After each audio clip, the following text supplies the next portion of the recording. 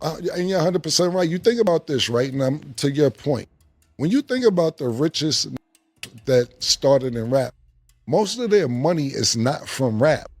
When No, that's not. you think about Jay-Z, the majority of his money is not from music. Now you use music to catapult into other things, but the majority of the money that he's made has been outside of music. You think about somebody like Kanye, even though he went through a situation he's going through, a dude that goes from having almost 2 billion, if not 2 billion, now to 400 million. But the majority that goes to show the the 1.4, whatever it was, 1.6, is from Believe that. Adidas.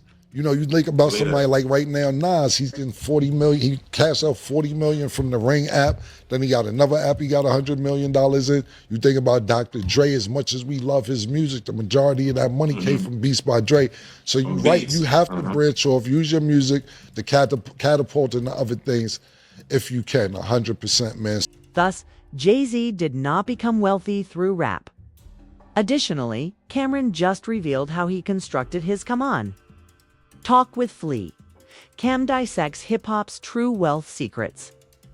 He discusses how the biggest celebrities, like Jay-Z, Kanye West, Nas, and Dr. Dre, earned most of their money from sources other than music. Cam explains why it's crucial to be the octopus in the game, using your music as a springboard for dining establishments, applications, tours, and other commercial endeavors. He even explains why record labels have changed and why musicians now have more authority over their own firms. There are several business jewels in this discussion that most people overlook. Additionally, Kay's viewpoint demonstrates how to use strategy, influence, and business in the hip-hop industry. You'll understand why music is only the beginning and not the conclusion of creating riches by the end of this video. I'm going to start playing this clip for you, but before I do, please like, subscribe, and share your comments in the comment box below. Now let's get started. Shout out to my bro, Baby. That's like my big bro. He told me, Believe that. he said, yo, you don't even know how lucky you motherfuckers are. And I was I'm like, trying to tell you. and I was like, he said, I said, what you talking about? He said, y'all niggas got Yeah. everything here. The record companies here, the people here. Man, I have 20 billion I lived up this I'm motherfucker. trying to tell you. He told me that. He told me that for a fact. He said, y'all niggas don't even know how lucky your motherfuckers are. So when you say that, I understand where you're coming from, because that was relayed to me over a decade ago from my nigga Baby, man. So And not just that, killer. I lived in New York during that whole period. right, So it was just a blessing to be a young dude. Like a lot of people didn't know, even though I'm making the band. You heard me. I was 16. right, Like I remember, I seen you in so many clubs through the BMF era, nigga. I right. was like 17 around that time. So You was outside. y'all was my school. Right. And when I did see you, you wasn't with nobody. You was on your own talking about, I'm going to see what the fuck going on. Yeah. Thinking the band shit was over. You was like, I'm outside. I got to see what's the fuck happening. I'm here. We might as Yeah, well because see what the fuck and not is just happening. that, son. Even being around you, I'm a big Dipset fan. Us down here in New Orleans, we Dipset out for real. Nah, I Like appreciate y'all that. was our inspiration. Right. So you know what I mean. I had to be around that shit. You heard me? Nah, I Yeah. appreciate that, man. So Yeah. let me ask you this, man. What you been doing lately and what you got going on before we even start any questions? So let people know what's been happening with you. I appreciate you. I appreciate you saying that. I mean, I got a restaurant down here, Okay. the lounges down here. Yeah. I wiggle how I wiggle. If I was to say the names, they ain't gonna come support me. But I agree with that we can. 100%. You know, I had a few restaurants where I recognize that so much. I had a few spots, and when niggas found out it was mine, they throw bricks through the window, come put graffiti on it. Shit was cool until they Yeah. knew it was mine. So Yeah. I totally understand what you're Yeah. saying, man. 100%.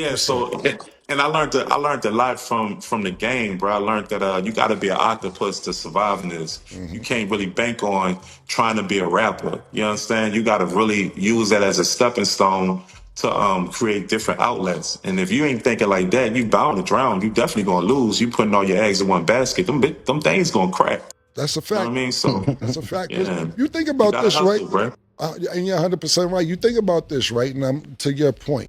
When you think about the richest niggas that started in rap, most of their money is not from rap. When No, it's not. you think about Jay-Z, the majority of his money is not from music. Now you use music to catapult into other things, but the majority of the money that he's made has been outside of music. You think about somebody like Kanye, even though he went through a situation he's going through, a dude that goes from having almost 2 billion, if not 2 billion, down to 400 million, but the majority, that goes to show that the 1.4, whatever it was, 1.6, is from Believe that. Adidas. You know, you think about Believe somebody that. like right now, Nas, he's getting 40 million. He cashed out 40 million from the Ring app. Then he got another app he got $100 million in. You think about Dr. Dre, as much as we love his music, the majority of that money came from Beats by Dre. So you're right, Beats. you have to branch off, use your music to catapult into other things if you can, 100%, man. So I'm happy that you. That's why I learned a lot of game from you too. You know, just dropping mixtapes, dropping projects. Look, and to the artists out here, you your own label. You don't need no offense to the record labels, big ups to them, but you don't need a record label. You are your record label. You understand me? Like this a pay for hire game. So you know, the moment you start making money from different outlets, you dig. Then you'll look in the mirror and say, with the money that you got, am I worth investing that into? You know what I'm saying? No, you ain't. You are 100% correct, and especially we're in a whole different time to where, if you're a major record label, they don't want you till you got numbers. It isn't like before where they could go scout talent and be like, yo, this nigga's gonna be the next one, or I'm telling you this, that, and third. What they do now, if a record label wants you, and I'm just telling this to young artists as well, 9 out of 10 times you don't need them. You know what I'm saying? No, you don't. You don't need them because they only want you because you have 10 million followers, or you have X amount of Facebook friends, or you have this many friends on Twitter, or Instagram followers, or Snapchat, or whatever. They're going to the analytics, and by the time they figure out exactly how much money you're making, they're probably going to offer you less or the same amount of money you're making. So to your point, 100% you don't need it. I remember years ago, we talked about it, not real quick, because we talked about this on the last show, and Sin asked me about my relationship with Mac Miller. God bless the dead. And that's like I said, rest in peace to Mac. Yeah, rest in peace to Mac. And I was telling Sin that, you know, he came to my house with my studio and all that, and he was more like a cool ass nigga. We didn't really rap about music too much. We did like 3-4 songs together, but it was more about that nigga was just cool. We would vibe and chill out. And he was telling me, and the reason I'm telling me, I don't know, he's been going for a while. This damn time flies. This maybe like 12 years ago. I don't know the exact time, but it was a long ass time ago. And we was chilling in my house, and he was saying, yo, I forget what record label it was, but a record label, he said, yo, Cam, they just offered me $5 million. I'm not taking that. I said, yeah. And at the time I didn't understand where he was coming from, because he was on the game earlier than I was when it came to pushing shit digitally, even though it was really early as far as, you know, TuneCore, DistroKid, all that shit. And I was like, what's wrong with $5 million? And he said, Cam, you know, that's what I'm saying to myself. And he said, Cam, I'm about to go on a 60-city tour, and I'm getting 100,000 a tour. I said, damn, you making 100,000 a show? I was bugging, because that's just my nigga who come into my crib. He said, when the tour's over, I'm making $6 million from the tour, and they offered me $5 million. He said, Cam, I ain't signed no record deal now. If they want to come to me, this is exact words, they want to come to me with the Michael Jackson deal, give me $50 million, I might could talk. But besides that, what the fuck I need to talk to niggas for? The blueprint, which Camron just placed on the table, is really effective. Let's be honest, this is a masterclass in the use of music to soar to actual wealth.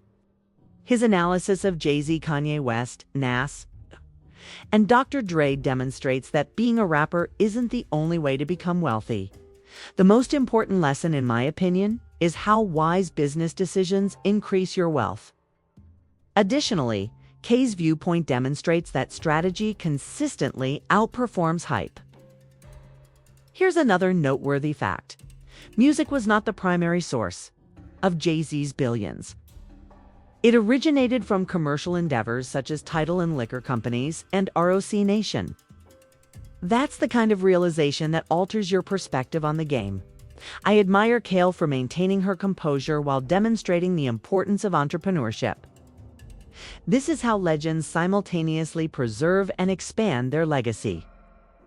Let me ask you all this then. What are your thoughts on utilizing music as a springboard for business? Could you envision yourself accumulating riches in the manner that Cam outlines here? Please share your opinions in the space provided for comments below. Additionally, remember to subscribe and like. Tranquility.